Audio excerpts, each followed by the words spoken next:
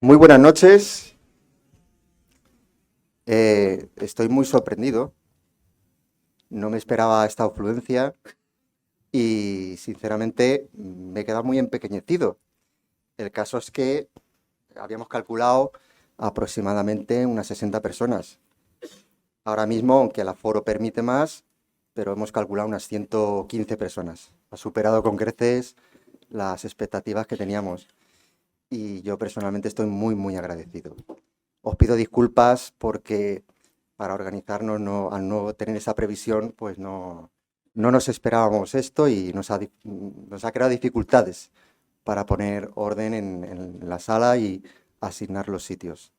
Eh, bueno, antes de nada, lamentablemente el director general no ha podido venir porque tiene una reunión en el Ministerio de Asuntos Exteriores, pero me ha transmitido que les salude y les agradezca la asistencia y de igual manera pues felicitarles las fiestas en estos momentos.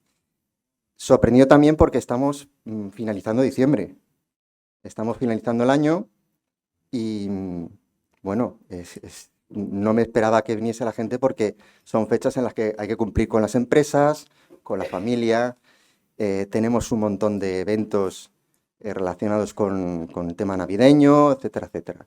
Entonces estoy de verdad muy sorprendido, muy, muy, muy agradecido y espero que las expectativas que tengan de este encuentro pues alcancen de verdad su satisfacción, porque si no al final esto se queda en nada. Sí adelantarles que luego tendremos un pequeño catering. Claro, hemos calculado por las cifras que le he mencionado y además con una prudencia presupuestaria, porque yo soy de presupuestos y entonces he dicho, bueno, yo calculo que si son 50, 60, no todo el mundo comerá. Tenemos un pequeño problema, esta noche no cenaré o cenaré en casa muy tarde, pero yo lo que quiero es que al final pues ese catering sirva para que entre todos podamos hablar, compartir. Además es que estoy hasta nervioso porque aquí ahora mismo ya no solamente en los sectores que estén relacionados con el mar, del buceo y la actividad, es que aquí habrá, pues no lo sé, 100.000 horas de inmersiones, horas, no inmersiones. Pues puede ser. Hay muchísima gente muy preparada en todos los sectores del buceo, desde la parte deportiva. Han venido, bueno, pues centros como Aquaventura, ISOS, ha venido la SAL, ha venido muchísima gente con muchísima experiencia y la verdad es grato verlo. Em, Decía también que es un público con un contenido extremo, porque también hay representantes de la comunidad científica. No sé, no lo he podido ver porque hay tanta gente, pero creo que estaba Alfonso Ramos. Alfonso Ramos, por ejemplo, es un referente en biología, es profesor de la universidad y este hombre es el precursor, es el que gracias a él Tabarca es a día de hoy una reserva marina. Pero podría decir también que está Andrea Spinelli, que es de la Fundación Oceanographic. Me habré dejado mucha gente. Ángel Fitor, que no lo veo, y menos con la luz apagada, está por aquí, os lo prometo, luego lo veréis. Ángel Fitor es el causante de la exposición fotográfica que hay ahora mismo en la zona azul, en la zona central.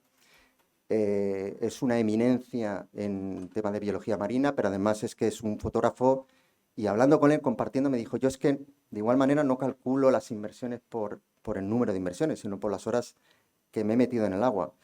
Le entendí 50.000, no sé si yo es que le añadí un cero, me he equivocado, yo serán 5.000.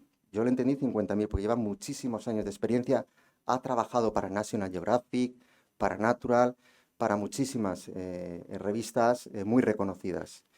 Y bueno, luego si tienen ocasión, si es que hay posibilidad, como no va a haber mucha comida, pues por lo menos le podrán preguntar y además disfrutar de ese contenido, porque la fotografía dice algo, pero cuando se lo explica a él, yo estuve en la exposición, la verdad es que fue de una manera didáctica y muy impactante, porque te habla, por ejemplo, de que la posidonia, que yo no lo sabía, eh, aparte de estar en regresión, es que necesita muchísimos años para crecer y es un problema. Esta historia no solo pone en valor el patrimonio histórico del hundimiento del Sirio, sino también dónde ocurrió, porque en el año 1995 se convirtió el Cabo de Palos, Islas Hormigas, en una reserva marina de un valor biológico inigualable. La idea de esta conferencia es poner en valor esos dos aspectos, que confluye la parte histórica de la parte de la reserva marina. Antes de entrar en la parte de antecedentes históricos, porque lo había compartido con Ángel, nuestros invitados de lujo, no sé si se oye bien, porque a veces oigo, se oye bien, ¿verdad? Y Josabel Bellure, invitados de lujo, luego entenderán por qué. La manera de exponerlo, porque yo no quería coger el protagonismo, creo que el trabajo está hecho por los voluntarios, por el guía, y luego la referencia histórica, entre otras cosas, por Josabel. Pero bueno, ellos dijeron, mira, la parte histórica, yo llevo 2 años estudiándola, viéndolo en qué consistió, qué pasó con el sirio, métele los antecedentes, la parte introductoria, así lo haré, yo tardaré unos 20 y pico minutos, luego pasaremos a ver el mini documental, que solo son 12 minutos, no, yo pretendo no cansar a nadie, además yo no callo, salvo debajo del agua, y luego, tampoco debajo del agua. Y luego después del mini documental, pues ya los invitados presentarán sus propuestas o sus ideas. Bueno, a los que no nos conocen, bueno, y un saludo, que no se me olvide, es muy importante, un saludo a los que nos están viendo desde sus casas por streaming, porque al final se ha decidido conectarlo, ha sido un acierto, porque por lo visto hay un seguimiento, la sala ya lo dice todo, desde sus casas, y bueno, hemos querido hacer la conexión streaming, entonces un saludo desde casa. Valoramos más que vengan aquí, no sin desmerecer a nadie, porque hay gente que de Palma, Mallorca, de Cataluña, diferentes sitios, no pueden venir, lógicamente, pero los que están aquí en Alicante, que vengan ustedes aquí, de verdad que es de agradecer. Y vuelvo a insistir, sé que soy muy reiterativo, pero es un placer. Bueno, para los que no nos conocen, el Consorcio Público Casa Mediterráneo es un consorcio íntegramente público, pertenece al Ministerio de Asuntos Exteriores y está participado por los consorciados Generalitat Valenciana, Ayuntamiento de Alicante, Javia, Benidorm y Diputación de Alicante. El objetivo principal de este consorcio es el desarrollo de la diplomacia pública dentro de nuestro ámbito de actuación, que es las cuencas mediterráneas, el mar Mediterráneo y los países limítrofes a la costa. Entre los muchos objetivos, eventos que llegamos a desarrollar, el poner en puesta en valor, como he dicho antes, el patrimonio histórico que está en nuestras aguas, controlado por la Armada, comandante, un saludo, y de alguna manera pues no se conoce tanto. Sobre todo es un intangible, porque al final un pecio son metales que están bajo el agua, pueden ser muy espectaculares, pero tienen una historia que contar, y esta es una de ellas. Bueno, por cierto, saludar a autoridades, representantes de instituciones, porque tenemos desde Capitanía Marítima, que son los que llevan la competencia de salvamento marítimo aquí en Alicante, a la comandancia, comandante naval, Joaquín Vegara, al coronel del Mando de Operaciones Especiales, Carlos, un placer tenerte y una sorpresa además. Y por ahí tengo escondido a Demetrio Muñoz, que fue anterior jefe del Mando de Operaciones Especiales y siempre colaborador muy activo con nosotros. Entonces, de igual manera, pues agradecerlo. Hay mucha más gente, me estoy dejando muchísima gente. Está por ahí también Pedro, perdón, responsables y representantes del Ayuntamiento de Alicante. Me parece injusto no haberlo dicho y perdonar que, ya digo, me estoy dejando mucha gente. Vicerrector Salvador Iborra, bueno, mucha gente.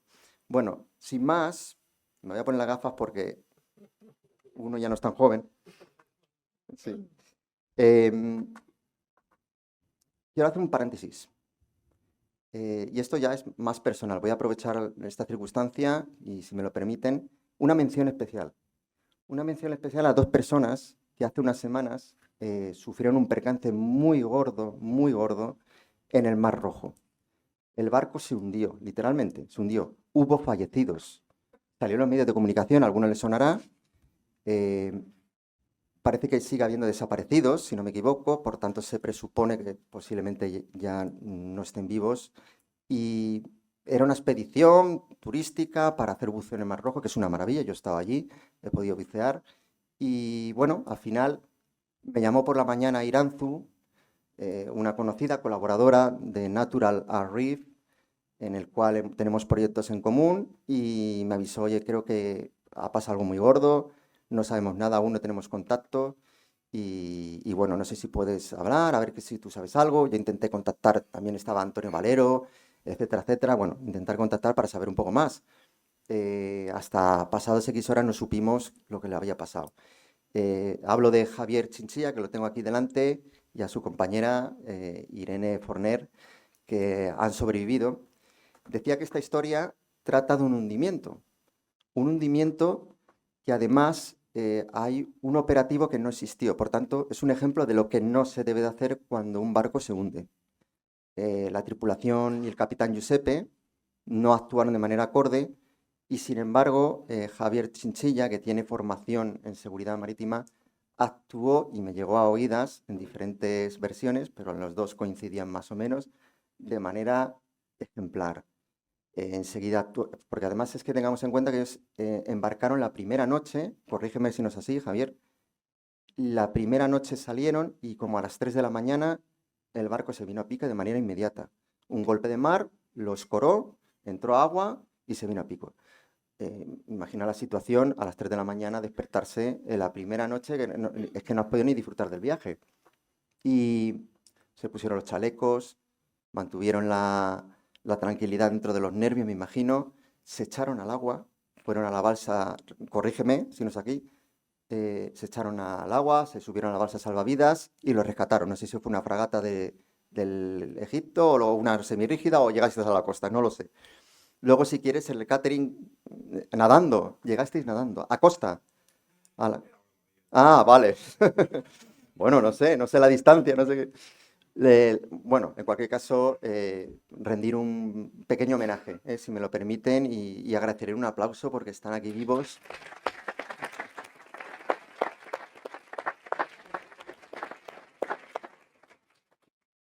Bueno, y voy a pasar a entrar un poco en la introducción, a los antecedentes históricos de este hecho. Em, Voy a intentar sintetizar lo máximo posible, pero no quiero hacer perder la esencia de la historia, que es muy bonita. Para mí me pareció que me engatusó y me enganchó, que es lo que me hizo presentar este proyecto a Casa Mediterráneo. Estamos a principio de siglo, 1906 exactamente. El 4 de agosto de 1906, el barco italiano Sirio, que pertenecía a la naviera Navigazione Generale Italiana, en su rumbo a las Américas, partiendo desde Génova, a la altura de exactamente Cabo de Palos, Islas Hormigas. Cabo de Palos, Islas Hormigas, bueno, yo creo que lo conocen todos, está pegado a la manga del Mar Menor, es un grupo de islas y cordilleras sumergidas, es zona de riesgo para la navegación, existe riesgo de impacto, todos ya conocen esa zona. Hoy en día no hay problemas porque el GPS ayuda muchísimo. En esa época funcionaban con las cartas náuticas, con los medios que utilizaban, sin embargo sí que estaban bien definidas. El caso es que eh, en esa época era habitual que los barcos, porque era el único medio para llegar a las Américas, no había avión, entonces la única manera de poder llegar a las Américas era en barco, en un vapor de eslora, en este caso de 116 metros, eslora el largo del barco, por un ancho aproximado de unos 13 metros, y quédense con este dato, un calado de casi 8 metros. Entendamos que el Bajo de Fuera es la cordillera más alejada del grupo de islas y cordilleras sumergidas de Cabo de Palos. La sonda marca aproximadamente unos 4 o 3 metros, dependiendo de las mareas y de las circunstancias del momento, la atmósfera, la presión atmosférica. El caso es que el barco fue directo para allá e impactó a casi 15 nudos de velocidad de crucero, que en esa época era mucha velocidad. Las hipótesis más probables es que el barco quería acercarse a la costa para embarcar a pasaje de manera clandestina, porque era muy habitual en esa época que la gente con menos recursos, había mucha pobreza, entendamos que estamos al principio del siglo, había una pobreza acuciante en Europa y especialmente en España. embarcasen en el barco para huir e ir a las Américas con el objetivo de buscar una vida mejor. El barco tiene una capacidad de unos 1.300 pasajeros, poco menos, 1.200 largos. Estaban registrados cuando ocurrió el incidente unos 830 y pico pasajeros aproximadamente, pero en realidad se cree que hubo pues, cerca del tope que llevaba el barco, porque incluso generalmente iban con más carga de lo que podía llevar el barco, unos 1.200 personas.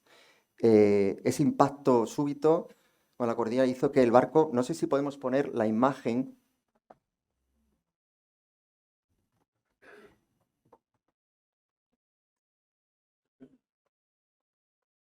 Vale, ahí se ve. No hace falta saber. No hace falta, yo creo que se ve bien. Más o menos se ve, están los focos. Sí, están un poco fuertes los focos a lo mejor. Pero bueno, más o menos, si no lo ven, me lo dicen. Más o menos, sí, la cuestión es que se hagan una idea, ¿eh? El impacto lo que hizo que el barco se elevase, o sea, subiese encima de la cordillera, esa fuerza de empuje por los motores de vapor, a 15 nudos, hizo subir.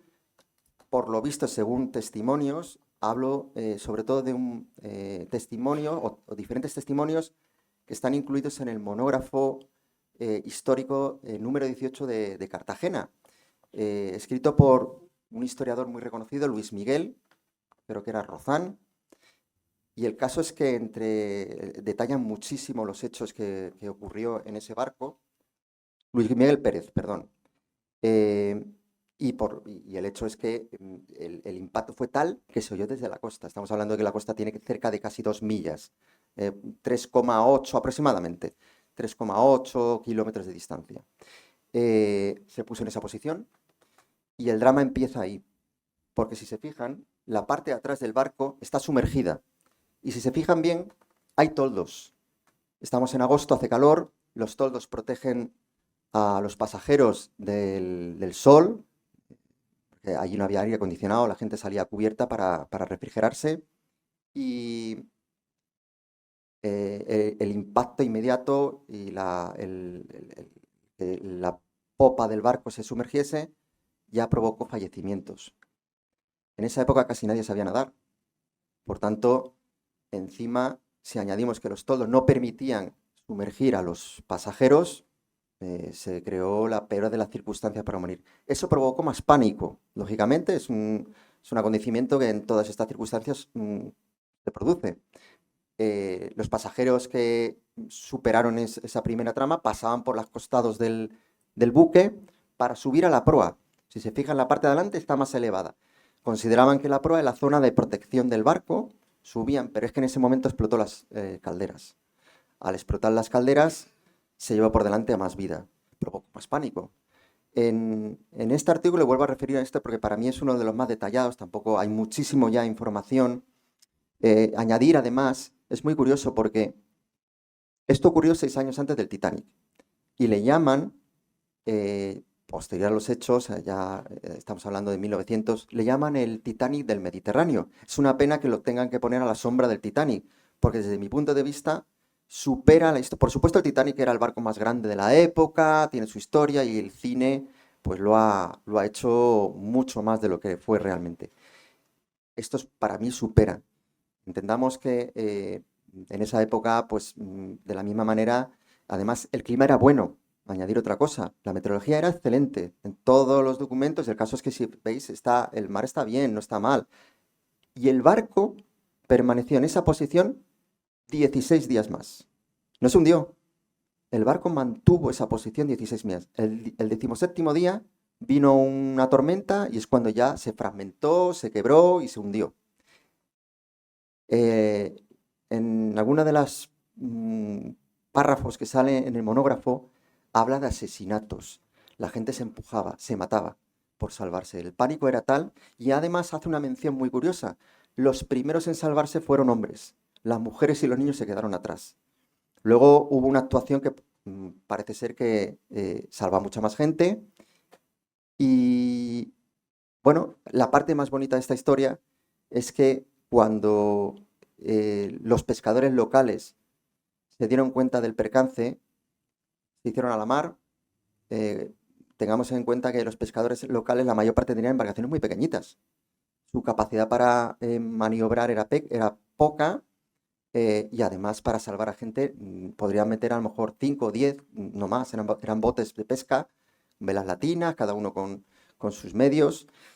Y esa actuación heroica, pues hay que reconocerla por parte de los pescadores locales. Entendamos que además su medio de subsistencia, y eso es textual, es que esos barcos eran su vida y su alimento. Sin eso, ellos no comían. Y era literal, ¿eh? O sea, las penurias eran tal que si perdían el barco, tenían una incidencia, había tormentas o había... No comían, porque no podían vender el pescado y era su sustento. Aún así, arriesgaron todo, fueron a salvar a los pasajeros y se destaca dos personas en concreto. Eh, Uno fue Agustín Antonino, que se cree que salvó a unos 200 pasajeros, hay unas variaciones entre 130, 200 pasajeros, y el otro fue Vicente Buigues. Vicente Buigues era el patrón de un pailebote. Me voy a arriesgar, porque está aquí el comandante mirándome y tengo la sensación, a ver lo que dice del pailebote, cómo lo describe. A ver, pailebote, corrígeme si no es así, es una especie de goleta, francobordo muy bajito, creo que no tiene garcias. Bueno, no tiene por qué, vale.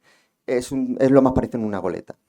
Y en ese momento fue de los barcos que más se acercó junto a los pequeños barcos que había. Hubo buques que recibieron la llamada de auxilio, fueron para allá, pero no se acercaron. Se quedaron en alta mar, bajaron botes, fueron a ayudar con los botes, hubo salvamento también, pero no fue la actuación de Vicente Buigues y de Antolino ni de lejos. Vicente Buigues, entendamos las maniobras en el mar. Estamos hablando de que un velero en esas condiciones es complicadísimo, incluso con un mar perfecto. Cuando te aproximas a otro barco, un abarloado, es decir, ponerse barco con barco junto, costado a costado, es complicado. Cualquier roce daña el barco. Pues ahora imaginemos un barco de madera que se acerca a un buque de acero, un vapor, como era el transoceánico sirio, y hubo destrozos. Porque la intención del patrón, Vicente Buigues, lo que quería era poner su proa a la mura de estribor del sirio, es decir, a la parte de la proa, la parte derecha del barco. De tal manera que pasó una pasarela, montó los cabos, hizo firme los cabos, o las cornamusas o los medios que pudieran, para poder empezar a pasar pasajeros a su barco. Vicente Bues tuvo dos problemas muy gordos, porque primero la tripulación no quería. Su tripulación se negó, vuelvo a insistir, aparece perfectamente detallado en el monógrafo, no quería. No quería porque sabía que si se amarraban al barco, al buque sirio, y se hundía con ellos. Además, incluso la maniobra, el impacto, cada vez que impactaba el pailebote al sirio, había daños. Y en un momento podía haber daños irreversibles y venirse a pique. El caso es que él insistió, sacó su revólver. En esa época era habitual que la tripulación y capitanía llevase revólver, por eso de la defensiva, por eso de los piratas y tal. Aún en esa época existía ese riesgo. Sacó el revólver y puso orden con su tripulación. Pero tuvo que volver a sacarlo porque cuando salvó a muchos pasajeros, la cubierta se llenó porque el palebote era pequeño. Ya entraban cientos de personas en el pasaje. Y él ordenó bajarles a bodega, pero no querían. Estaban en pánico, había mucho miedo, tenían miedo de que se hundiese el sirio y al mismo tiempo se hundiese el pailebote. Y él, con su revólver, pues de alguna manera puso orden. Aplicó la ley marcial y obligó a los pasajeros a bajar. Fue la primera vez en la historia de España, no sé si algunos lo sabrán ustedes, otros no, la primera vez en la historia de España que dos civiles reciben la Cruz de Mérito Naval. No había pasado antes, creo que se otorgaba a los militares, pero no solamente España, sino Italia. Los dos países otorgaron a Vicente Buigues y a Agustín Antolino la Cruz de Mérito Naval. Eh, Curiosamente, Vicente Buigues es el bisabuelo, la tengo detrás, de Josabel Bellure y tiene recuerdos de él. Por eso la he invitado, entre otras cosas. Y bueno, ese enlace histórico a mí me parece... Yo no lo sabía, se enteró mi compañera María Gilaber. Oye, ¿tú no sabías que Josabel era bisnieta de Vicente Buigues, el que salvó? Pues no, pues la traemos. Y además, encima, luego explicaré más adelante cuando los presente a los dos y en el caso de ella, porque además coincide una serie de hechos que no tienen nada que ver, pero llama la atención, es curioso, es todo relacionado con el mar. Eh, Me dirán ustedes que esto no es para hacer una película. Me he dejado mucho, ¿eh? Porque dentro de de ese barco hay pequeñas historias. Por ejemplo, la actriz famosa en esa época de Zarzuela, o la cantante de Zarzuela, Lola Milanés, se ahogó. Y 17 días después la encontraron en la playa de Torrevieja, el cuerpo inerte, en la misma playa de Torrevieja, y está enterrada a día de hoy en el cementerio de Torrevieja. María Gelaber casualmente pues tiene y los nichos de su familia y tal, y se dio cuenta de que estaba al lado y le hizo una foto, sale en la revista digital de Casa Mediterráneo. Bueno, es una historia apasionante, incluso lo comenté, creo que hoy no ha venido, me parece que iba a venir, estaba en Valencia con Vicente Seba, que es el promotor y presidente del Festival de Cine de Alicante, y cuando se lo dije, pues mira, estoy preparando esta conferencia, dice, ¿de verdad que esto ocurrió? Pues sí, creo que es conocido o amigo de, entre otros, el director Alejandro Amenábar. Y yo, pues a ver si se lo dice y nos pone en su sitio. Porque claro, si el Titanic consiguió lo que consiguió, esto lo tiene que hacer. Hay muchas más historias, ¿eh? Había un cónsul austriaco, he leído extractos. Estamos a 8 años de la Gran Guerra. Entendamos la situación de preguerra. Ya se estaba cociendo la situación. Los procesos de conflicto estaban empezando a cocerse. Había mucha pobreza, eso favorecía la situación que luego ya todos conocemos, entre otras cosas, entre otros hechos, y por lo visto se cree que el cónsul austríaco pues era un espía.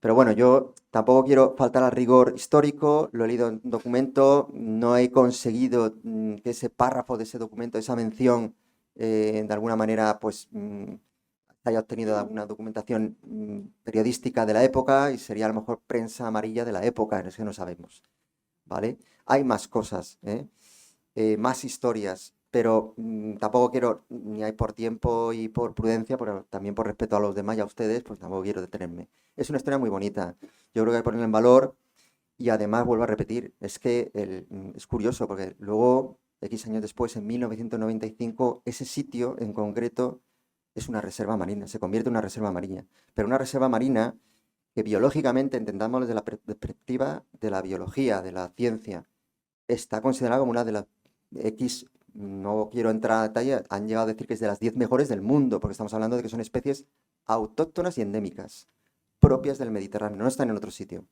Y claro, cuando entendemos que vamos a lo mejor al Mar Rojo, que es una maravilla, los animales son mucho más grandes, las especies tienen unos colodíos pues espectaculares, pero tenemos que poner en situación. En el Mediterráneo las especies son más pequeñas porque el mar tiene otro tipo de nutrientes, hay unas condiciones diferentes y eso no hay que quitarle valor, simplemente que las especies son más pequeñas, son diferentes. Debemos de tenerlo en cuenta, porque no nos somos conscientes de ello, buceamos o nadamos, tiramos plástico al mar, etcétera, etcétera, y no nos damos cuenta de lo que hacemos. Es muy importante y esto tiene que ser un mensaje de constructivo, sin dramatizar.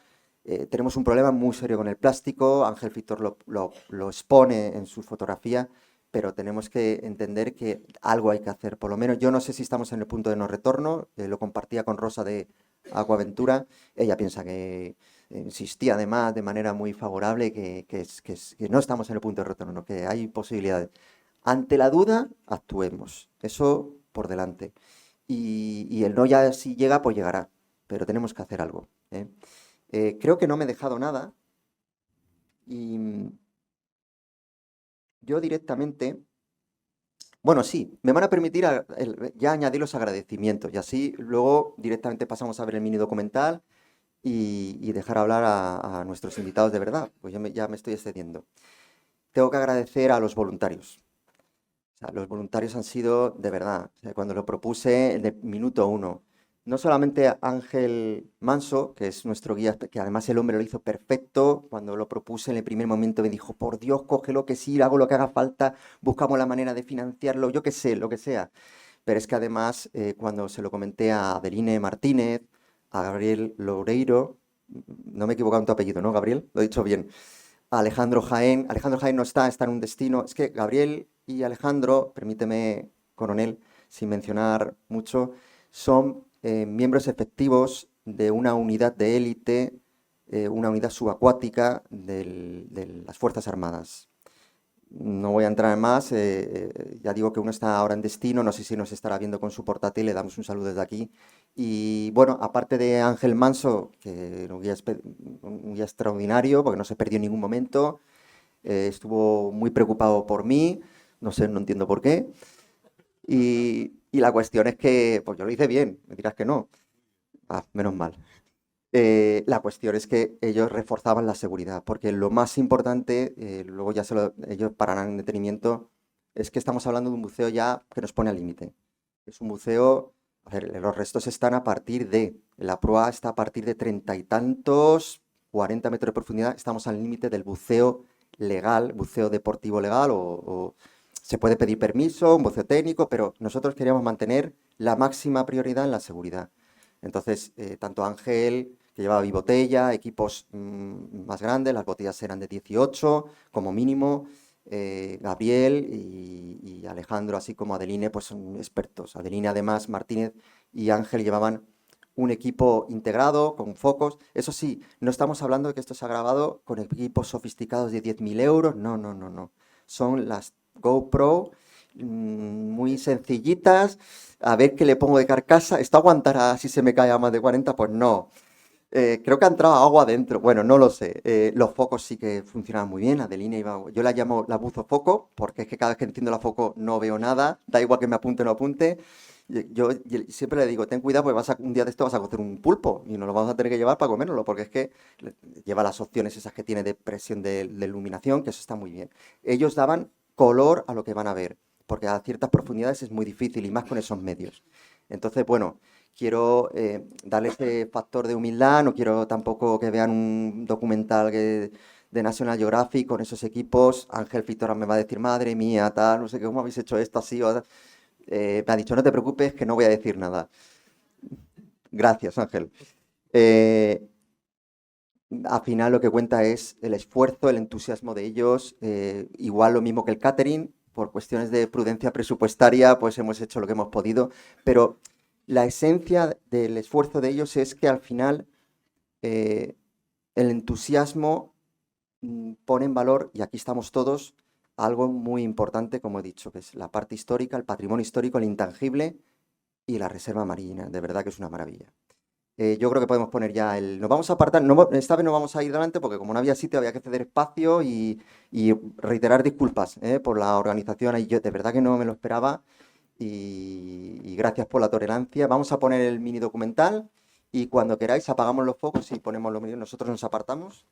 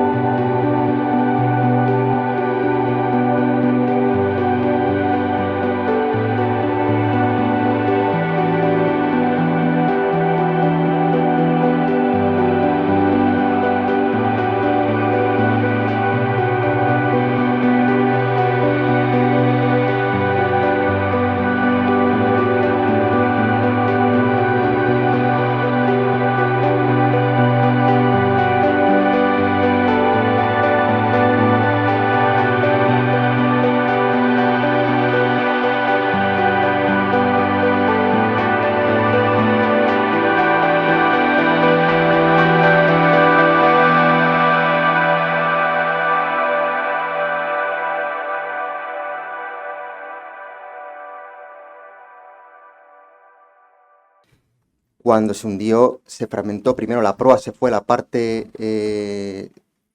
sur de la cordillera del Bajo de Fuera, se despedazó, la proa se posicionó mirando hacia arriba, hacia la cordillera. La parte más baja está en torno a los 50 y largos metros de profundidad. Ahí no se puede bucear. No es conveniente bucear, se podría bucear, eso no hay problema. Nosotros estuvimos en la parte más alta, lo que es el pico que está mirando hacia la cordillera.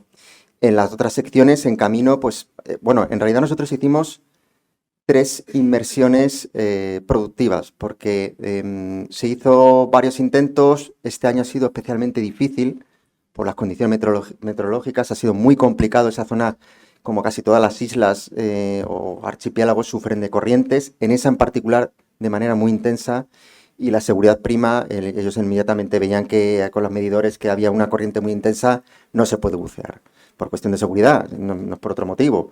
Entonces, ya de por sí, incluso en buenas condiciones, el que baja a partir de cierta profundidad, 18, dependiendo de las condiciones y momento, te puedes encontrar con fuertes corrientes.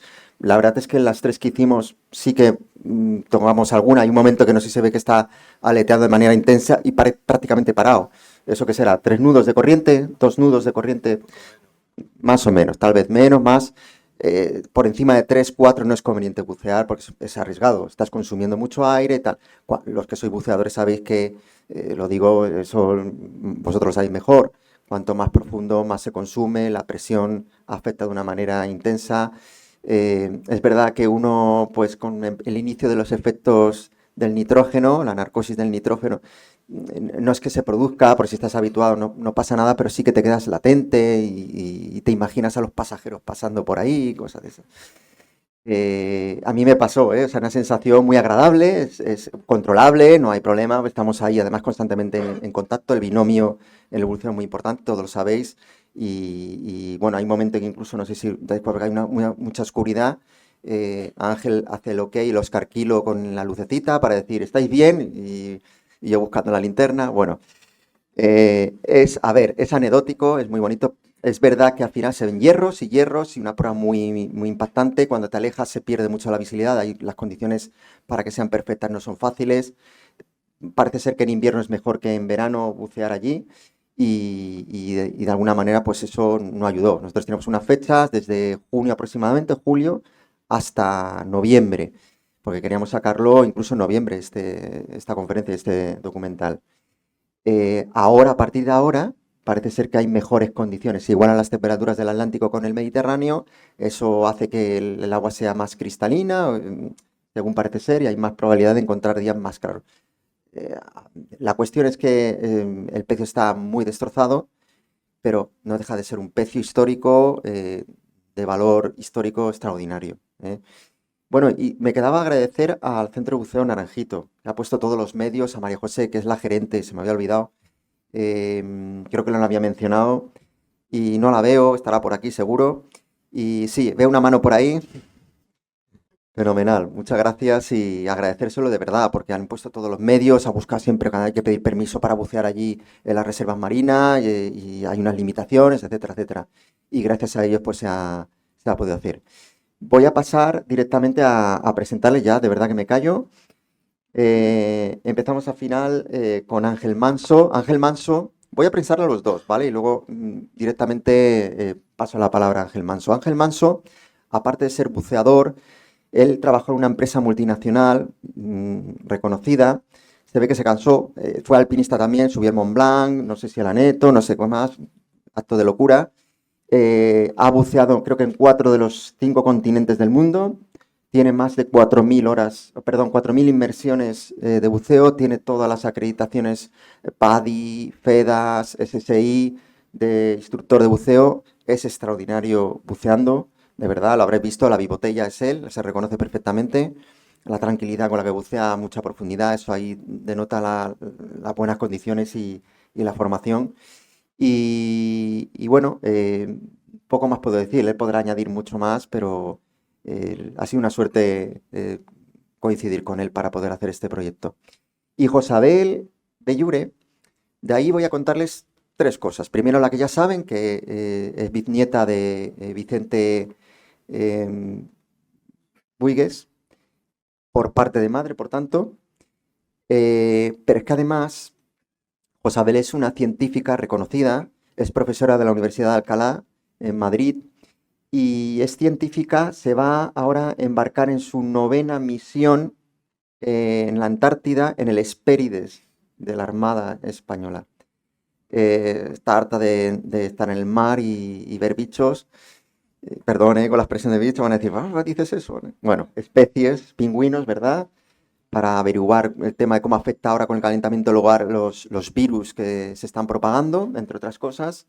Pero es que además el apellido Belluro, creo que Juan está por aquí, también estaba, lo he visto, le he saludado antes. Juan Bellure es de los astilleros Bellure, de Calpe, los reconocidos astilleros Bellures que hacen los barcos muy pesqueros, muy artesanales, de mucha calidad. Creo que ahora ya están inactivos porque no sé si vendieron, es una pena porque eso es parte de la historia de Alicante y de nuestro país. Y bueno, os podrá contar con más detenimiento sobre su bisabuelo y yo creo que ya toca, Ángel, pasarte la palabra. Muchísimas gracias. Ángel, cuando quieras. Vale, yo me voy a levantar de aquí. ¿Me pasas el micrófono aquí, porfa? Hola, sí. Y si pones mi presentación y me apagas las luces, empiezo a contar cosas.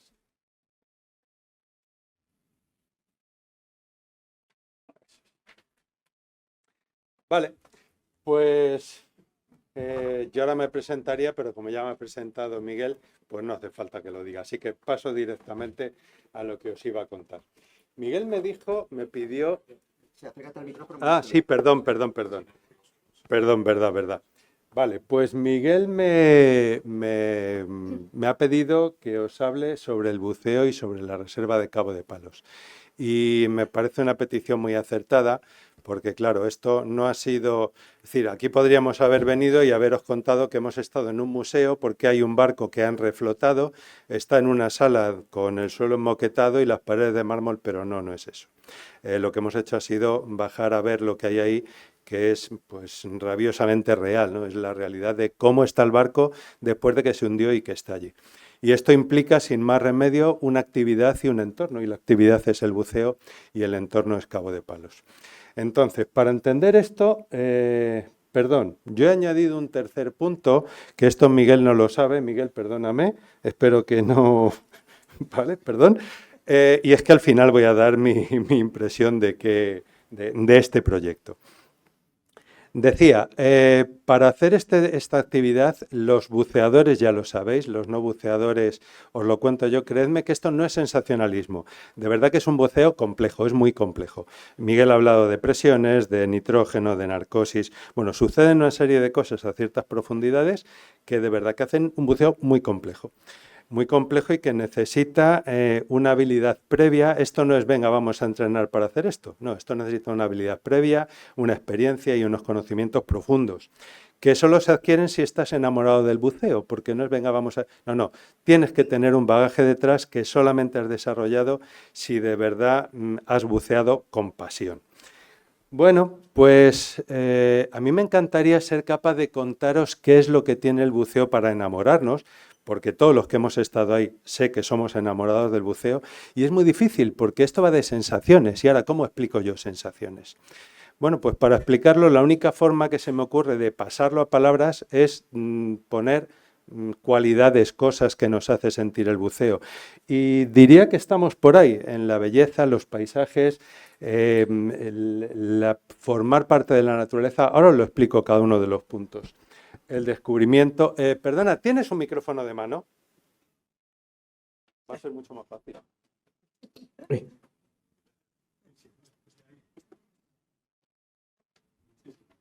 ¿Hola? Sí, mucho mejor. Vale, pues decía que esto no son cajones estancos, no es un cajoncito para cada una de las cosas. Todo esto está entremezclado en cada una de las historias que vivimos, pero va por ahí. El descubrimiento, la aventura, explorar, la sensación de volar la dejo para el final. Pensad una cosa, cuando nos vamos de vacaciones y salimos de nuestra ciudad y nuestro pueblo, que es un sitio que conocemos perfectamente, y salimos de nuestra zona de confort, ¿por qué hacemos esto? Y nos gastamos una pasta para irnos por ahí a cualquier sitio que no conocemos. Pues porque lo que queremos es salir de la rutina, es salir precisamente de nuestra zona de confort y exponernos a situaciones que desconocemos, de las que aprendemos, que nos enriquecen. Esto es lo que hacemos cuando nos vamos de vacaciones, ¿no? Dejarnos sorprender, aprender de nuevas culturas, de nuevas experiencias. Bueno, pues esto nos lo da el buceo cada una de las inmersiones. Y la sensación no deja de ser química, ¿no? En el cerebro, dopamina, endorfinas, pero esto no lo produce el buceo. La belleza, los paisajes. Ahora os voy a poner un par de fotos, poquitas, para que veáis. Solamente el plantearos en tierra, o sea, los paisajes que hay debajo del agua son absolutamente diferentes. Plantearos en tierra cuando estamos en un campo lleno de césped, que viene el viento y lo tumba. Fantástico. Debajo del agua, la Posidonia hace así. Qué tontería, ¿no? Os juro que solamente eso es hipnótico y genera, los buceadores sabéis de qué hablo. Esto de formar parte de la naturaleza, claro, nosotros vemos una cabra por ahí o un conejo y sí, probablemente se quiera marchar porque nos teme. Y si vemos un tigre, probablemente nos queramos marchar por si acaso, ¿no? Pero debajo del agua no. Debajo del agua, si tú te comportas, es alucinante, y vais a verlo, que tú puedes estar dentro de un banco de barracudas, de 400 barracudas, y si te comportas como ellos, para eso hace falta estar enamorado del buceo y haber buceado, las barracudas están al lado y tú las miras y estás dentro del banco de barracudas y eres una barracuda más. Yo estoy seguro que alguna vez os habéis quedado mirando un acuario, una pecera, y ahí hay algo. No sé qué hay, pero transmite paz, transmite una sensación de que el tiempo se para. No digo que transmita felicidad, pero sí que elimina infelicidad. Bueno, pues ahora estás dentro del acuario y estás con los peces alrededor. Esa sensación de verdad que es única. Así no se ve, muy difícil de explicar. Descubrir la aventura, el dar la vuelta en el Sirio. Yo sé dónde están las calderas porque he ido más de una vez a verlas, pero dar la vuelta y ver allí la silueta de la proa es como, bueno, pues es todo muy fascinante, ¿no? Y todo se produce al mismo tiempo. Os decía que dejaba para el final la sensación de volar y esto sí que es de... ¿Y a qué se parece esa sensación? Pues a nada. Es que no hay nada parecido. O buceas o no puedes sentir esa sensación. Estoy seguro de que todos sabéis quién era Jacques Cousteau, que fue el padre del buceo, fue el que nos enseñó qué es lo que había debajo del mar, ¿no? Antes de Jacques Cousteau había una superficie brillante y debajo debe haber un abismo lleno de alimañas, ¿no? Bueno, pues no, Cousteau se metió con sus cámaras y nos enseñó al mundo qué era lo que había allí debajo y fuimos muchos los que dijimos, wow, yo quiero verlo. Y ahí apareció el buceo, es el padre del buceo. Pues en uno de sus capítulos, Jacques Cousteau dice, desde su nacimiento el hombre tiene que soportar el peso de la gravedad, está atornillado al suelo. Pero cuando se sumerge puede volar en cualquier dirección. Cuando se sumerge el hombre se convierte en un arcángel. Yo creo que esto no lo explica bien, por lo que decía, hay que vivirlo. Pero no se me ocurre una mejor forma de explicar con palabras qué es esto del buceo. Bueno, pues yo creo que todos los que hemos estado allí abajo somos absolutos enamorados del buceo. Y os voy a enseñar unas imágenes para que veáis. Apaga la luz, porfa.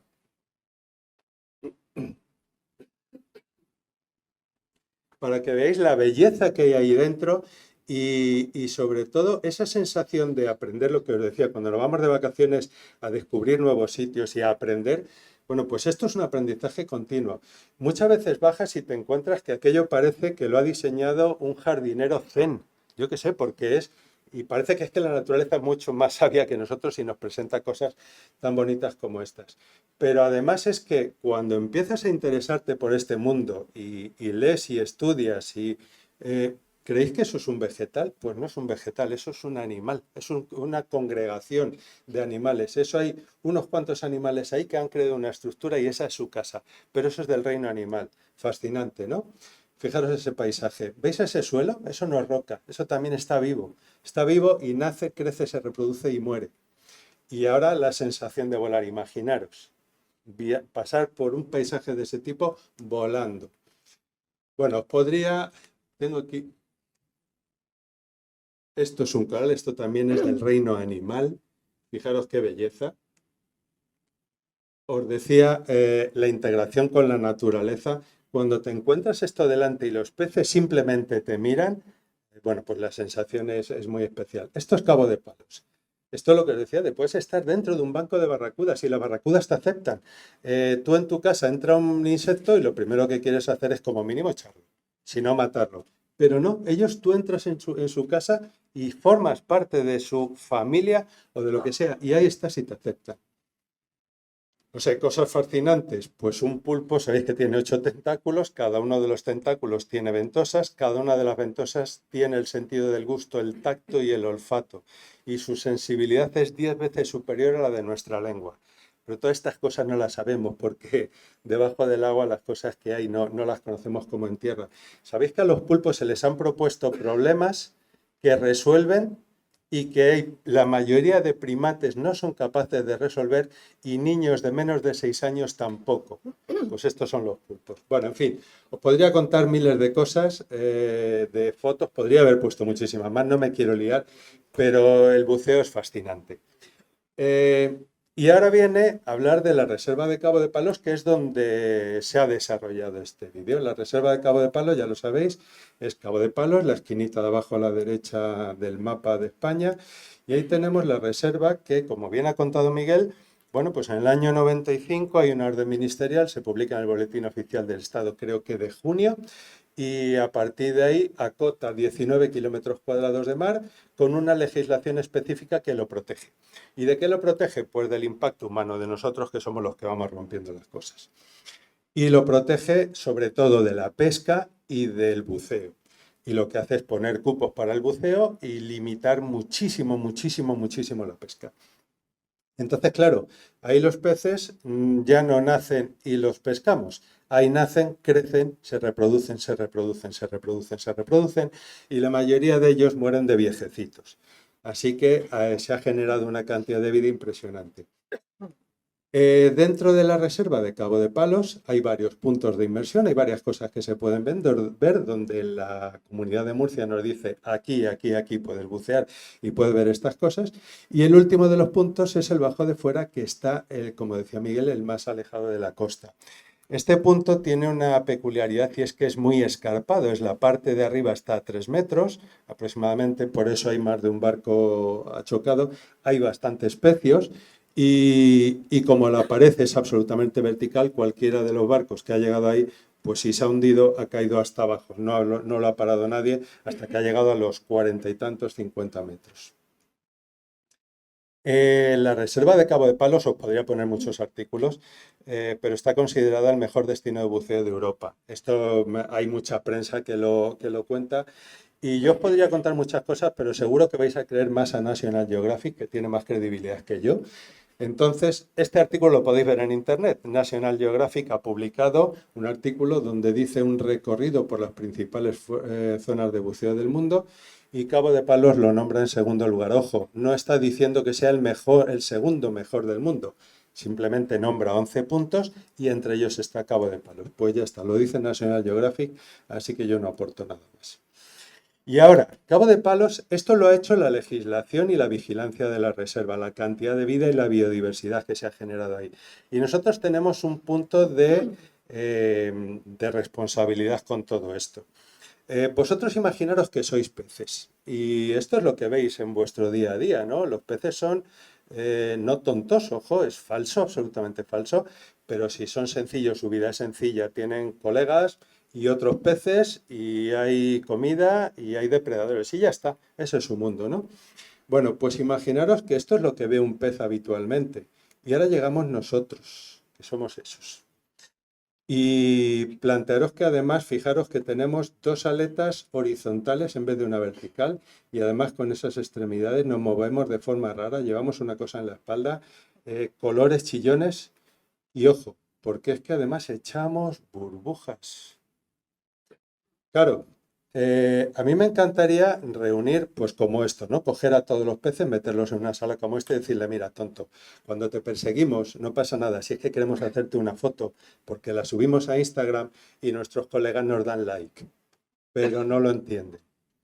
Así que, ¿qué hemos hecho? Pues desde el año 95, todos los que trabajamos en la Reserva de Cabos y de Cabo de Palos y hacemos guías, hemos intentado concienciar día tras día de que necesitamos respetar ese paraíso mágico que tenemos un privilegio de tener ahí, pues lo primero que tenemos que hacer es respetarlo. Y entonces, ya desde hace muchísimo tiempo no perseguimos a los peces, no los molestamos, no los incordiamos, de ninguna forma interrumpimos la vida que hay ahí abajo. Somos los invitados, es su casa.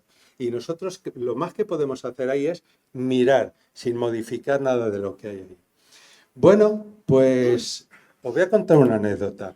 Esto que os digo que lo hacemos continuamente. Yo tengo, esta anécdota es de una vez que estaba buceando en uno de los bajos de la reserva con una alumna a la que ya le había contado por qué tenemos que comportarnos así debajo del agua. Y no sé por qué había allí un cráneo de una tortuga. No tengo ni idea qué pintaba eso allí porque jamás lo había visto. Pero el caso es que en el suelo había un cráneo de una tortuga. Y lo primero que me pidió el cuerpo fue decirle, quieta, aquí no se toca absolutamente nada. Pero ella no lo tocó y me sorprendió, porque, oye, no, esto lo que quiero es llevármelo. Cuando llegamos arriba al barco, le dije, oye, y esto me ha sorprendido que no hayas querido llevarte eso. Luego desapareció, se la llevaría alguien, no sé quién. Pero le dije, me ha sorprendido mucho que no hayas querido coger esto. Y me dijo, es que amo el mar. ¿Cómo le voy a robar algo a alguien a quien amo? Me parece emocionante que alguien diga eso. Bueno, pues esto es lo que hemos intentado hacer en la Reserva de Cabo de Palos. ¿Y qué hemos conseguido? Pues hemos conseguido esto. Es minuto 10, pero mirad las cosas que pasan y la interacción que puede haber con los peces. Te miran, vienen a verte.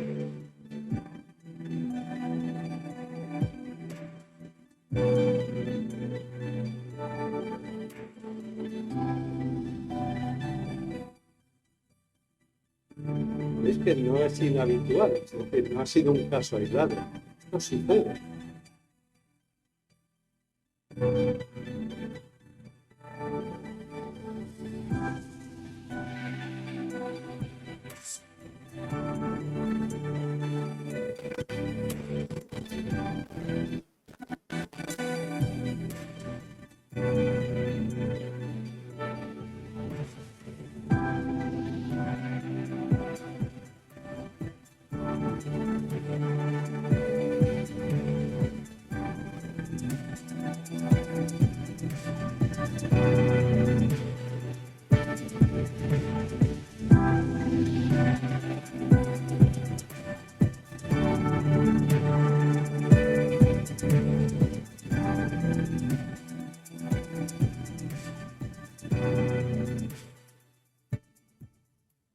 Bueno, pues este es el entorno de Cabo de Palos.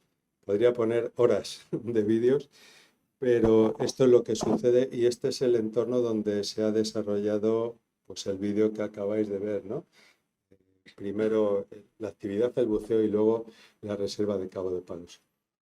Y decía antes, si quieres encender la luz, puedes hacerlo. Decía antes que quería al final contar mi punto de vista sobre el tinglao que nos ha montado Miguel. Y es que yo una vez estaba en el centro de buceo, es curioso que yo coja el teléfono, se alinearon los astros, porque yo normalmente estoy debajo del agua enseñando a bucear o enseñando lo que hay por allí, ¿no? Pero cogí el teléfono y llega Miguel y me dice, mira, me cuenta una historia y me dice, oye, que es que queremos bucear en el Sirio para hacer un documental y grabarlo. Y yo lo primero que dije, pensé, pues otro cantamañanas, porque, porque Y era yo os cierto, decía, perdona, que era cierto, Cantamañana. yo os decía que esto se trata de un buceo muy complejo y además el buceo tiene un problema y es que el riesgo no es evidente. Quiero decir, yo me tiro por una pista de esquí, miro para abajo, digo, vale, pues si me pego una piña va a ser de órdago, pero en el buceo no. En el buceo el riesgo no es evidente. Y entonces hay mucha gente que quiere hacer cosas para las que no puede, para las que no está preparado.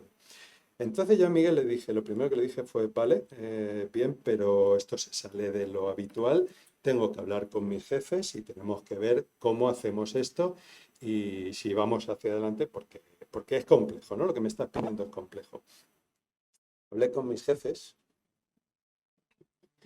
y me dijeron que adelante, y que a por ello. Entonces le volví a llamar a Miguel y dije, aquí es donde me va a decir que no. Y más o menos le dije, Miguel, mira, este tema es muy serio, entonces antes de irnos para allá abajo, lo primero que tenemos que hacer es bucear juntos, tenemos que conocernos, tenemos que entendernos debajo del agua, tenemos que saber comunicarnos. Vamos a tener que sentarnos fuera del agua a planificar todo esto, porque hay que hacerlo bien. Porque o lo hacemos bien o no lo hacemos. Si es cuestión de seguridad, yo lo que quiero es estar seguro cuando salga del agua de que nos vamos a ir a ver la grabación y a tomarnos una cerveza o una Coca-Cola, sin problemas, sin incidentes. Y donde yo pensaba que Miguel me iba a decir, "Ah, hombre, tampoco es para tanto", me dijo, eso es lo que yo estaba buscando. Claro que sí, adelante. Y Miguel me dijo que lo hacíamos así. Fijaros, os ha dicho que hemos buceado con dos personas que están en cuerpos de élite de buceadores de la Armada, de Fuerzas Armadas. Fuerzas Armadas. Perdón, no me sé el lenguaje técnico del ejército. Pero y es ¿qué me qué me tienen que demostrar a mí estos señores? Pero yo creo que la humildad es de los buenos. Porque los que son malos son los que dicen, no, yo voy sobrado. Y los buenos son los que hacen estas cosas y con toda la humildad del mundo dijeron, claro, vamos a conocernos. Y esto no va de que ellos me tienen que demostrar a mí. Es que me tienen que demostrar a mí, sí, y yo a ellos, porque vamos a bucear juntos y vamos a ser un equipo. Y vamos a meternos en un tinglao de cuidado. Así que, Adeline, se vino. Adeline, tú no estás en ningún cuerpo de élite, ¿no? Adeline bucea como quiere, es una sirena. Nos fuimos debajo del agua, nos conocimos, buceamos, salimos, nos sentamos, planificamos cómo nos vamos a comunicar. De verdad que fue apasionante, porque ahora vamos a compararlo con un museo. Yo espero la cola, abren la taquilla, paso, voy por un pasillo y veo esto. Pero no. Esto va de que días antes, muchos días antes, nos sentamos a preparar, a planificar, a ver cómo lo vamos a hacer. Nos subimos al barco, preparamos las botellas, medimos que todo está en orden, navegamos y estamos pensando en, fijaros la historia que os ha contado Miguel, estamos pensando en llegar al punto aquel que tardamos unos 20 minutos y que ahí abajo está esperándonos esto y es la aventura porque no sabemos cómo nos vamos a encontrar, no sabemos cómo nos va... Es de verdad que es difícil de describir. A mí me parece uno de los proyectos más bonitos en los que he participado. Y entonces me queda con todo esto dar las gracias. Y que es que lo pone ahí, pone gracias. Pero da igual, pone gracias, os juro que pone gracias. Quiero dar las gracias, lo primero, a Miguel por haberme metido en este fregado que nunca agradeceré lo suficiente. A los pedazos buceadores con los que hemos compartido esos minutos. A mis jefes que están por ahí por querer hacer bien las cosas, porque yo sé que hay, sin criticar a nadie, pero yo sé que hay sitios donde esto se toma mucho más a la ligera y donde se enseña a bucear y bueno, si no ha aprendido del todo, pues le damos el carnet de plástico y ya está. Muchas gracias por querer que lo hagamos bien, porque creo que esto de verdad es el buceo.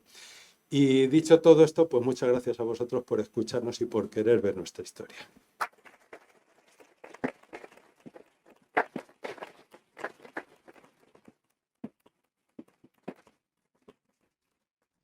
Bueno, ahora entiende porque le dije que sí, que era la persona adecuada para esto, no solo porque era un buen buceador, sino por otros motivos. Y, y bueno, yo creo que ahora toca, pues a ver, cuando quieras. ¿Vas a sacarlo desde aquí también? Un poquito de agua. Lo hago desde aquí sentado.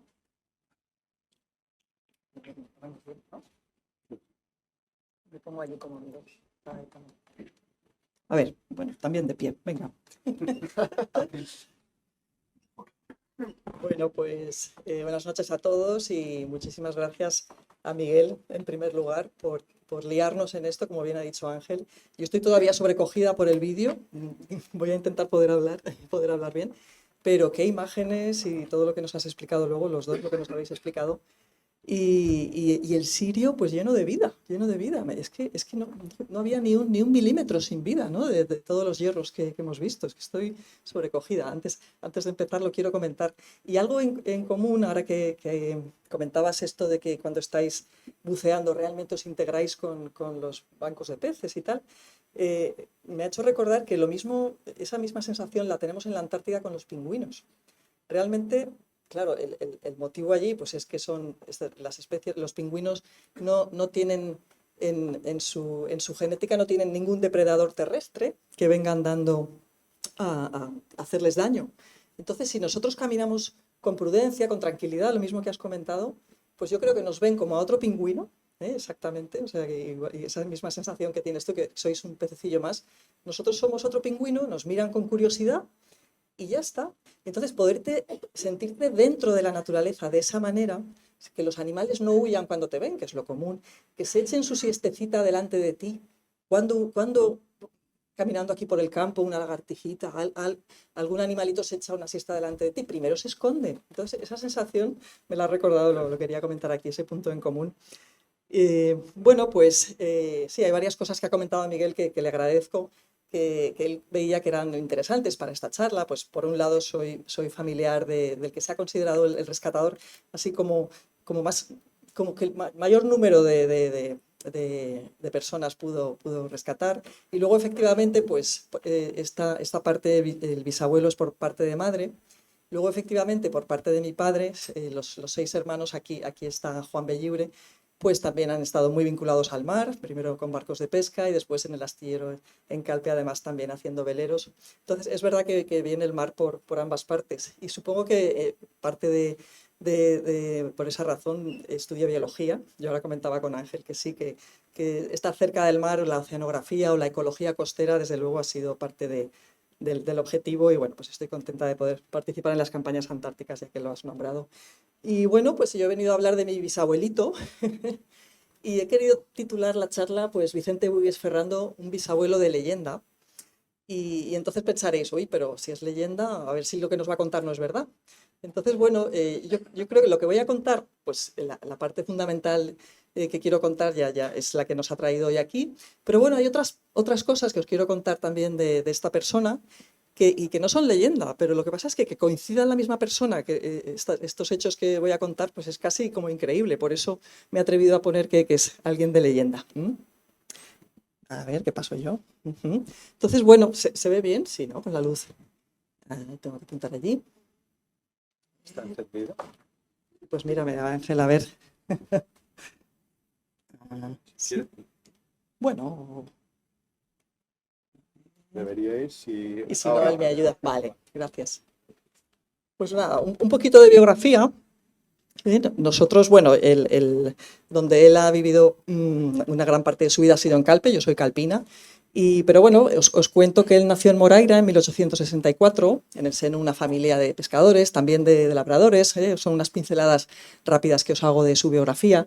Desde niño, eso lo describen bien los que le conocieron, tenía una gran afición por la mar, la mar, y además aprendió el oficio de calafate, o sea que estuvo vinculado a los barcos y con ganas desde pequeño.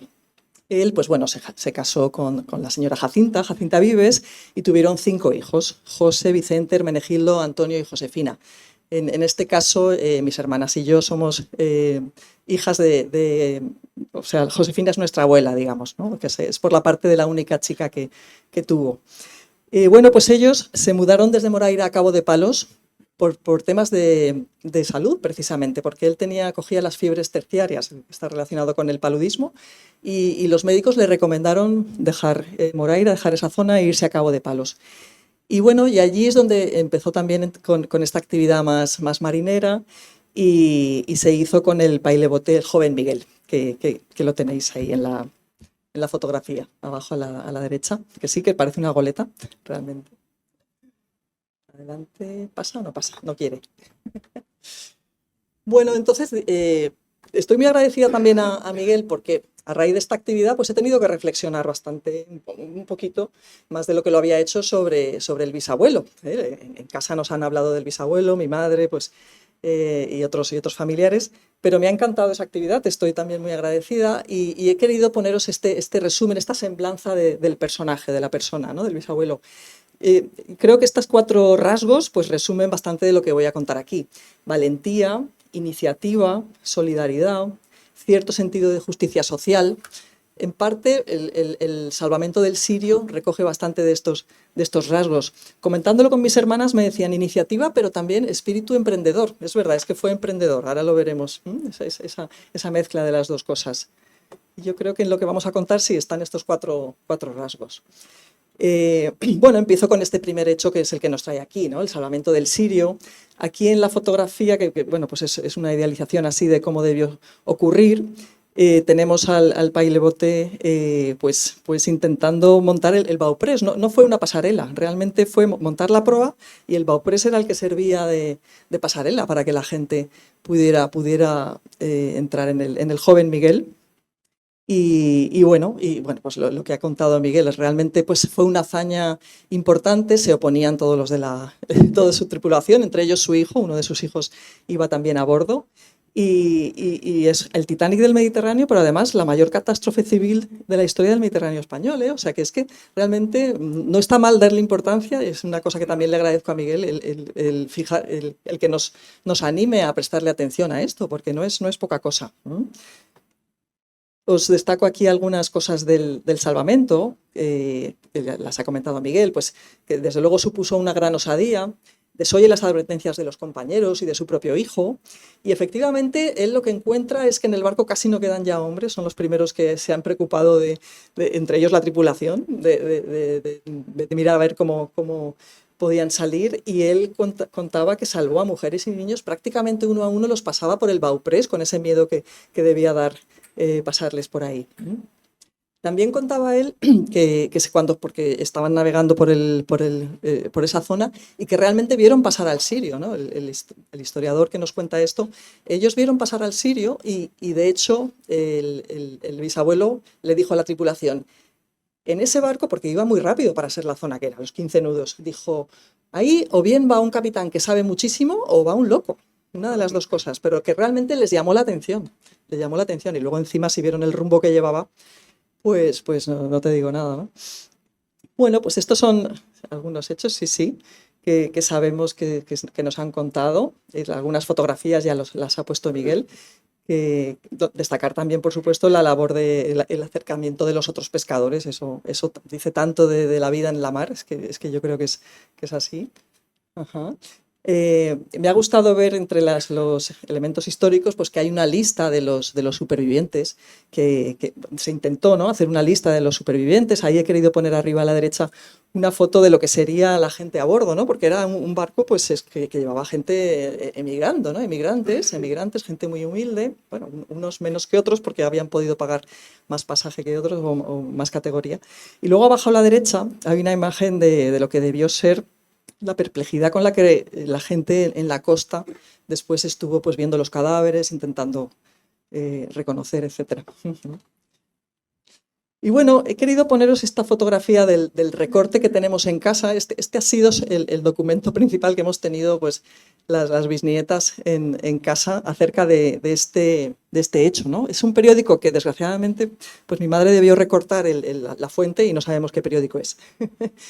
Pero es una noticia de 1946, porque aquí pone que es un recordatorio del salvamento del sirio hace 40 años, dice, ¿no? O sea que como fue en 1906, un recorte de 1946, y no está mal porque cuenta muchos de los detalles que han podido luego utilizar los historiadores. Cuenta efectivamente que él tuvo que utilizar la escopeta y echar tiros para poner orden en su tripulación y luego a los pasajeros del sirio que también, pues sin orden ni concierto, entraban en el barco y había que poner orden ahí, ¿no? Y luego, pues sí, pues esto es esta es la sensación, ¿no?, que tenemos. Fue un acto heroico y ha habido reconocimientos, como ha dicho Miguel, fue condecorado por España e Italia con la Cruz del Mérito Naval. Parece ser que eso significaba una pensión de 30 pesetas mensuales. He intentado hacerme idea de cuánto sería hoy, pero bueno, pues seguro que fue importante. Era la primera vez que se concedía a marinos civiles, efectivamente se concedió también a los dos, al otro pescador, Antolino. La medalla de oro del salvamento de náufragos, y luego, muy importante para él, pues le dieron audiencia con el rey Alfonso XIII en el Palacio Real. Eso hay bastantes anécdotas que cuentan los que le conocieron, que nosotros no pudimos coincidir, pero bueno, el bisabuelo era una persona que prácticamente iba descalzo o con alpargatas todo el año y todos los días. Entonces hubo que comprar zapatos para ir a ver al rey. Eso es de las cosas que nos contaban y él estaba contento, vamos, muy emocionado. Por las 30 pesetas. Pues mira, con las 30 pesetas lo podría comprar, desde luego. Bueno, luego quiero destacar que en 2006, cuando ya ha hecho 100 años del naufragio, pues se hizo muchos actos en reconocimiento y que creo que ha servido para que mucha gente conozca también esta historia. Se editó este libro, El naufragio del Sirio, un libro muy interesante porque reúne muchísima información. Y luego en el Cabo de Palos, que es maravilloso ese faro, arriba donde tenemos el faro, también se puso una placa memorativa de la acción de Vicente Buigues, ¿no? Que estamos muy contentos de saber que está ahí y le visitamos de vez en cuando, ¿no? Es un escenario maravilloso y bueno, y es que encima él era de por allí. O sea que... Ajá.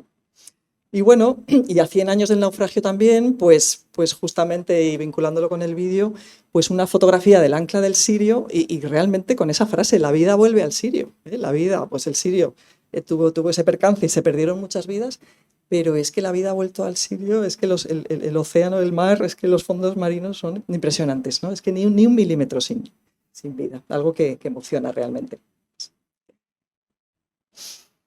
Bueno, pues ese era uno de los capítulos y ahora quería destacar pues, otra de las cosas que tienen que ver con mi bisabuelo. Y es que él fundó las Salinas de Calpe en 1918. Fíjate que no hacía falta que hubiera sido la misma persona, pero se ha dado esa coincidencia. Calpe había al pie del peñón, lo veis ahí, había lo que se llamaba el llano de Ifach y bueno, se sabe que el intentar sacar sal de esa zona tiene que haber sido importante, porque en Calpe están los baños de la reina. O sea, en la época romana ya se sabe que sería importante el poder extraer sal, porque allí en esta estructura que se llama los baños de la reina es donde utilizaban unas balsas para mantener el pescado en salazón. O sea que se tiene constancia de que ese interés por extraer sal en Calpe pues, se lleva haciendo desde la época de los romanos. Los historiadores intentan reconstruir cuántas veces ha funcionado esa salina y de qué manera y tal. Pero bueno, entonces bueno, hubo varios episodios, varios intentos y uno de los últimos, el último, fue el que protagonizó Vicente Buigues. La familia, mientras vivía en Cabo de Gata, es verdad que, en Cabo de Palos, espero estar diciéndolo bien, en Cabo de Palos, tuvo una actividad paralela salinera. Realmente alguno de sus hijos trabajó en las salinas en Canet de Berenguer y también en el Altet.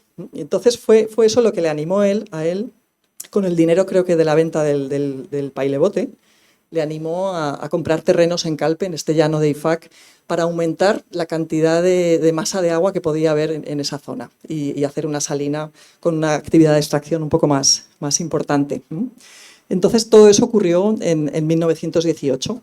Para llenar estas tierras que él había comprado, que realmente eran campos cultivados, eran campos de cultivo, tuvo que ir arrancando todas todo lo que había ahí cultivado, pues ideó también un motor, hacía falta un motor que hiciera llegar el agua del mar a la salina, ¿no? Entonces la construcción de unas acequias, la caseta que lleva este motor, todo eso forma parte de su acción para fundar las Salinas de Calpe en 1918. Aquí he puesto alguna fotografía antigua del manejo de la salina, una visión panorámica de lo que ocupaban las salinas en 1918 y después.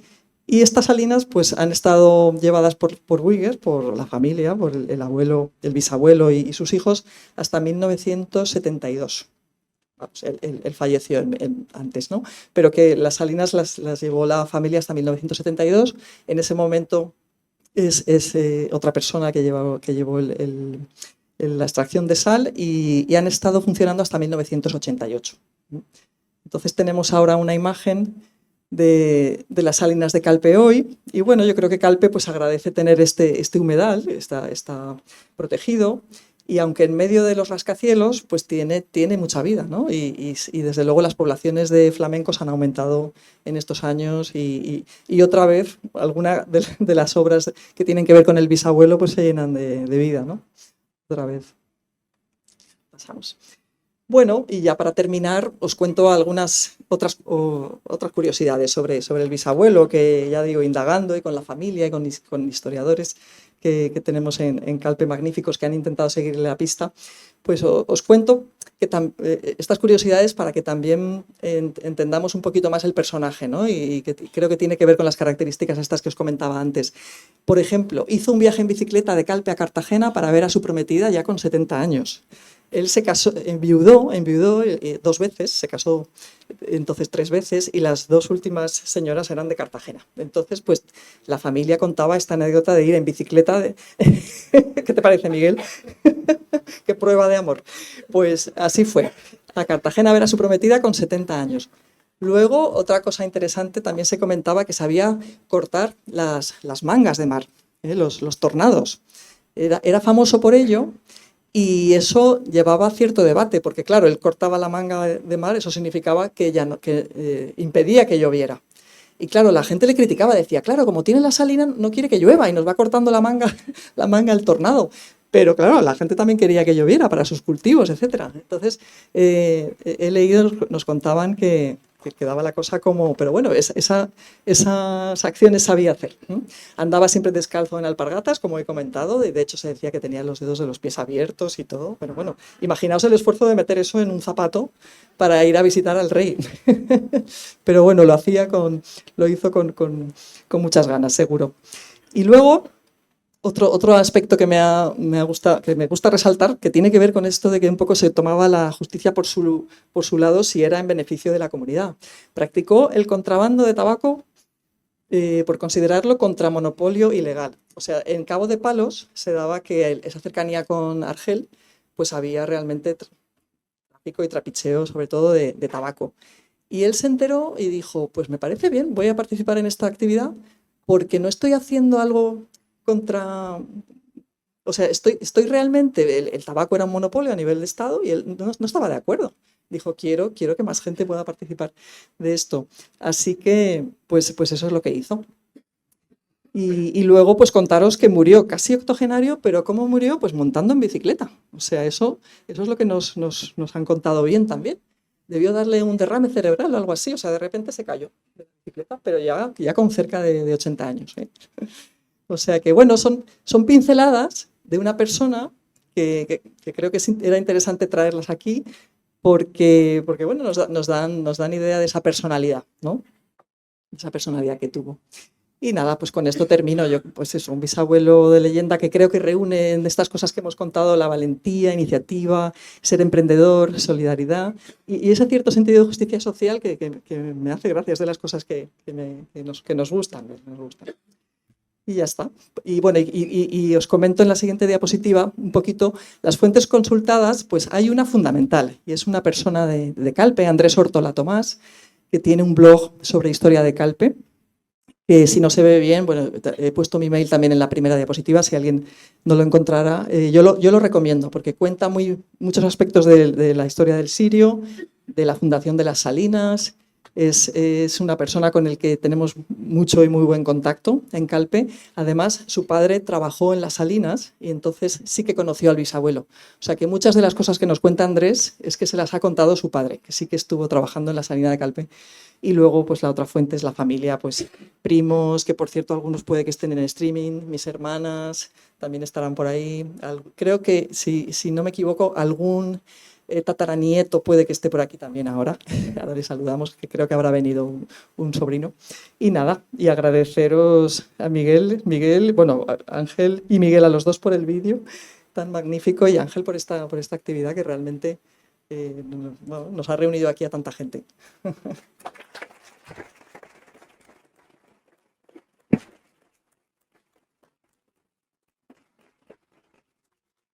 Bueno, yo creo que nos da tiempo a algunas preguntas, 4 preguntitas si es posible. Entonces, el que quiera preguntar es el momento. No sé si alguien quiere preguntar.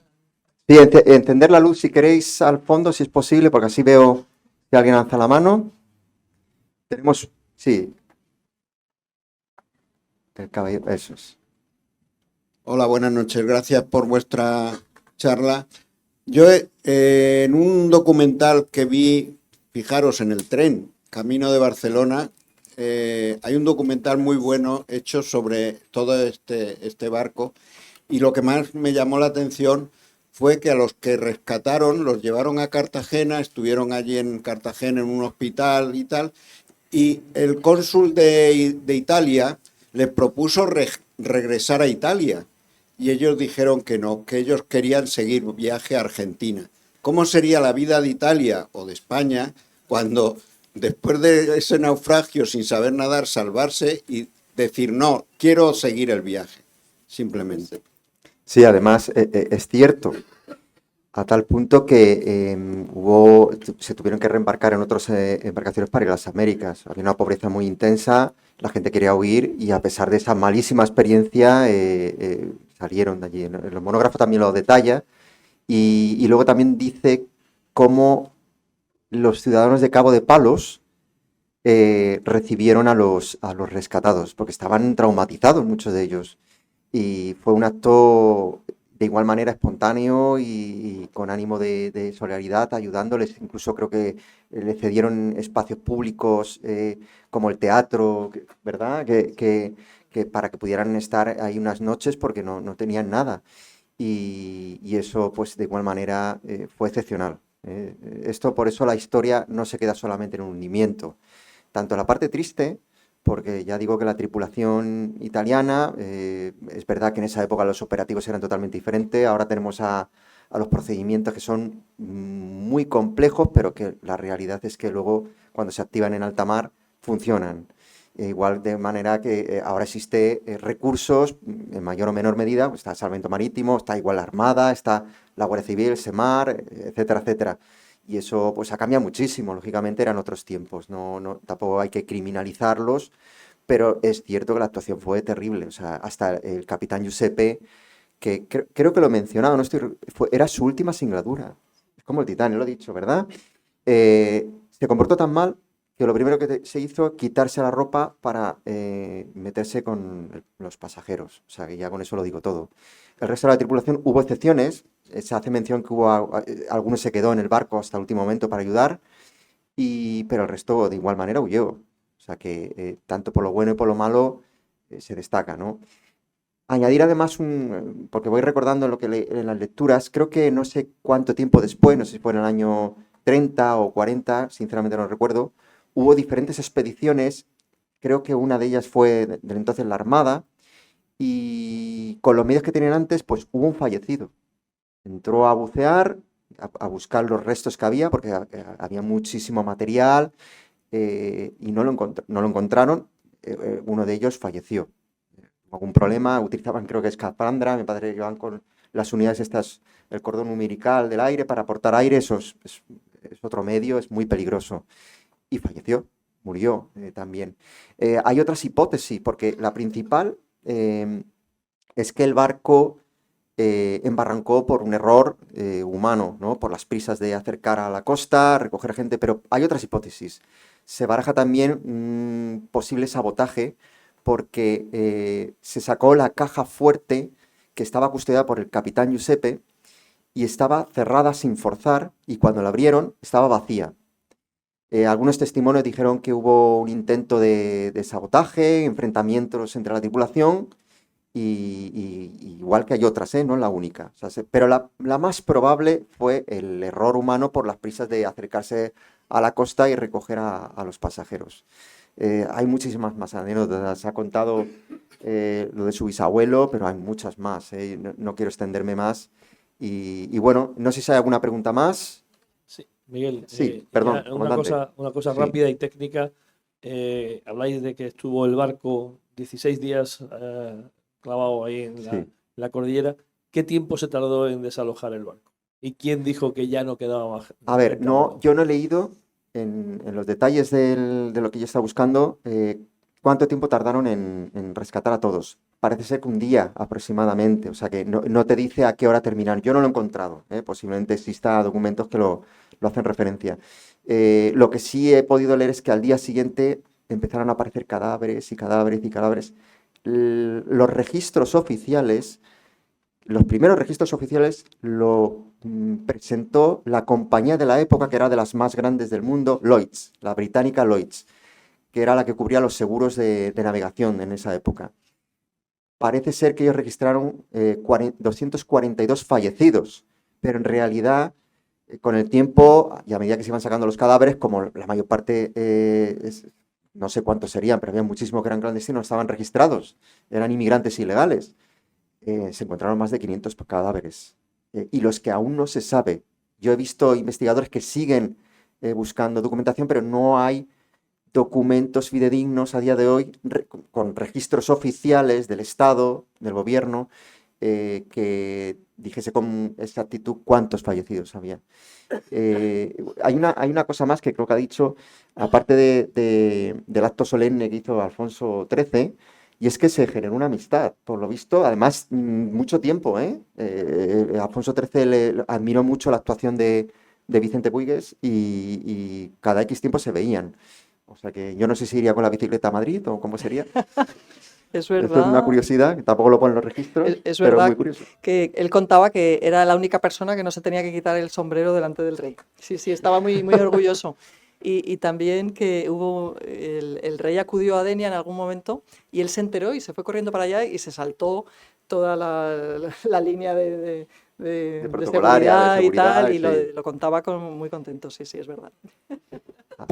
¿Alguna pregunta? ¿Hay alguna más? ¿Alguna pregunta más? Bueno, pues si no hay más preguntas, damos por finalizado la conferencia. Volver a disculparme por todo. Muchísimas gracias, de verdad. Muchas gracias.